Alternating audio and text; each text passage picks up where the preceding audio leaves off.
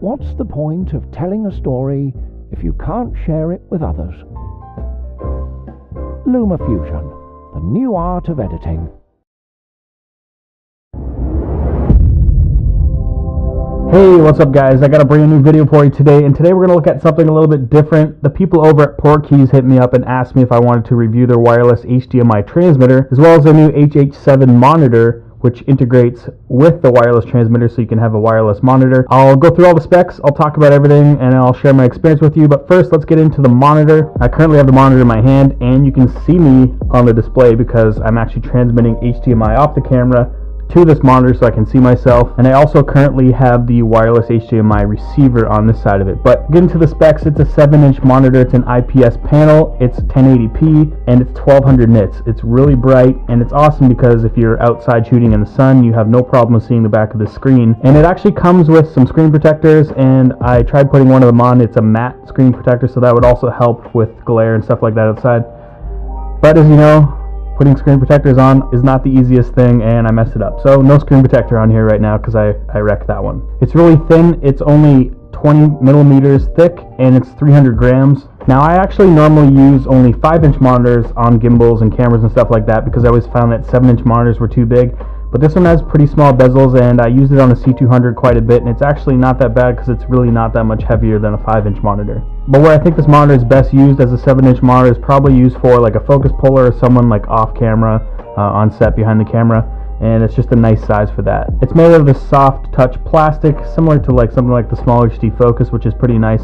It doesn't feel cheap, it feels really well made. And it also has Q20 mounting threads on every side of the monitor, so top, bottom, and both sides. And something that probably sets this monitor apart from other monitors is that it has contacts on it so you can connect up this wireless receiver, and then the monitor can actually feed power to the receiver as well as HDMI, but we'll talk about that in a bit. On the back, it takes your standard Sony NP batteries. It can take 2, but you only need 1 to power it, so basically just 2 will give you twice the battery life.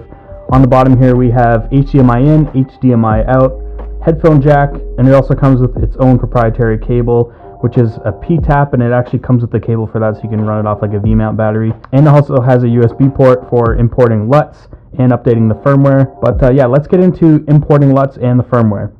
Included in the box is a USB drive with LUTs on it, and we're going to use this to update the firmware. So I'm going to copy the firmware right to the root of the drive and then plug it into the USB port on the monitor. Then we're going to turn the monitor on and go to the menu and down to firmware.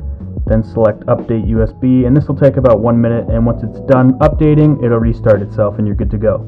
So taking a look at the top of the monitor, the left hand side is your power switch along with 4 custom buttons. The first custom button is the audio meters, the second custom button is focus peaking, the third custom button is false color, and the fourth is your histogram, which you can reprogram to whatever you want. Now going into the menu on the right hand side here, we can go in and adjust guides, crosshairs, different masks and things like that, just so you can help you with framing your shots. Then we can go down and actually adjust the brightness, contrast, sharpness, tint, and backlight of the monitor. It doesn't necessarily need to be on high because it's so bright, but you can set that to medium. Some monitors will flip automatically when you flip them upside down, but in this you have to go into the menu and flip the entire display around if you want to shoot with the monitor upside down. Now, one of the more awesome things that comes with this monitor is the ability to load LUTs, and they come preloaded on the USB included. You can add your own to it if you want to, but in here you can see there's a whole bunch of different LUTs that they've come preloaded. I'm using S-Log right now, so I'm just going to load up an S-Log LUT and show you how that works. You select the LUT and you can see it loads here. Once I restart the monitor, you'll see that the LUT is loaded in, and then we can toggle that on and off when we go back to the LUT configuration, and you go to stored from USB, and you can toggle that on and off.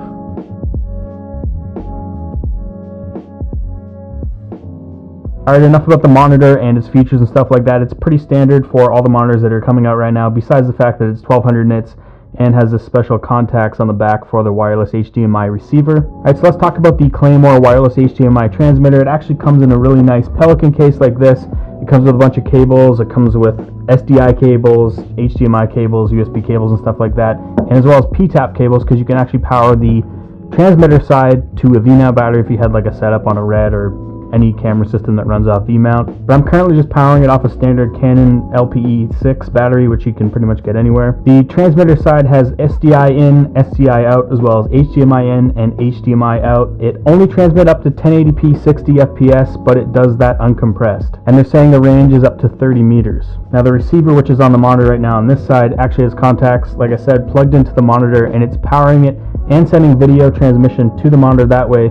But you can also take it off and power it with USB and an HDMI output to any monitor. Now to sync, basically I just turned both of them on and they automatically sync. They connect pretty quick, probably with under 15 to 20 seconds, and then you're up and running.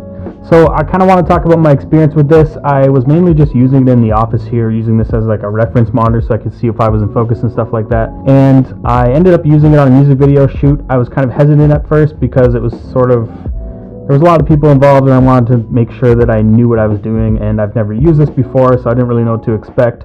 And so I had the wireless receiver side on the monitor. I found that when I got within like 15 to 20 feet away from it and like somebody walked in front of it or somebody was in the way, it would actually lose signal. So you cannot get up to 30 meters if something's in the way. It has to have no obstructions. And even then, the further away you get, I find that it's not really that great. So what I did end up doing was taking this receiver end off, mounting it to a C-stand way up in the air, about 8 feet up in the air, powering it off a USB brick, as well as running the HDMI out down to the monitor. And at that point, I had no cutouts. It was running smooth. I was all around the warehouse. We were shooting like dance scenes and stuff like that. People were in the way, and the director was using this as a reference monitor to see what was going on. And yeah, I think it worked out really well. I didn't have too many problems. One thing I'm really surprised with is the latency. There's hardly any latency with this monitor. It's pretty much exactly what you see is what you get off the camera. So that would make this monitor and wireless system ideal for a focus puller, because you need to have zero latency when you're pulling focus. Now all that said, it's not perfect. Like I said, it does cut out, it can cut out, it doesn't have the longest range ever, but we also got to look at the price point. This thing is not up to the price of like Teradek and stuff that can go up to, you know, 100 meters or whatever. So this is more for like indie filmmakers, indie music video guys, documentaries and stuff like that, where you're not really needing high budget stuff, but you need a reference monitor. And I would not recommend using this to record off camera.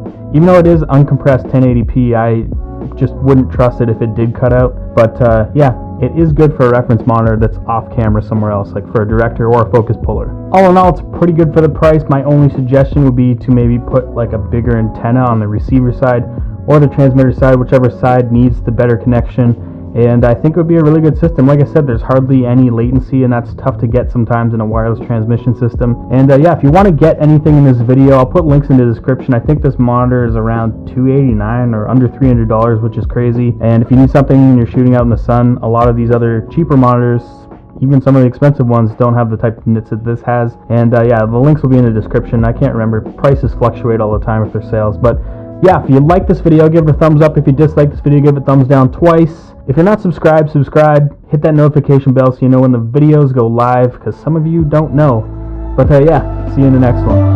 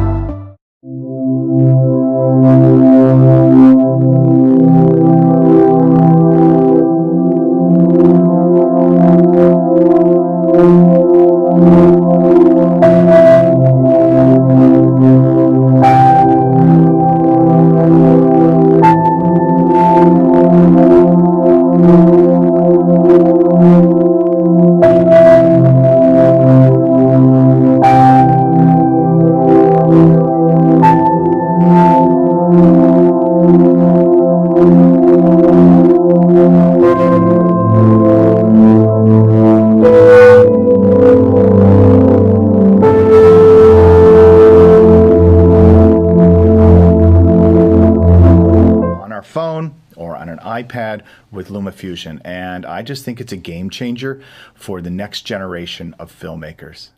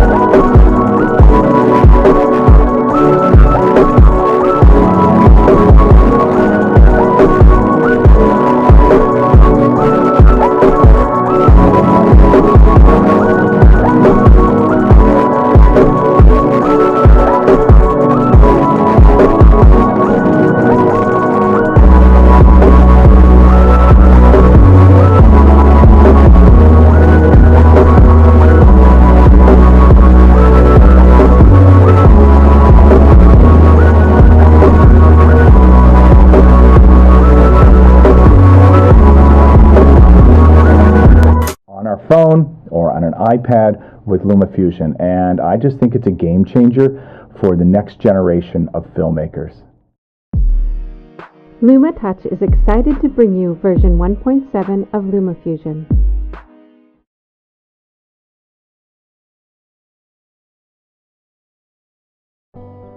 There's beauty in telling your story where you're most inspired to tell it. Lumafusion, the new art of editing.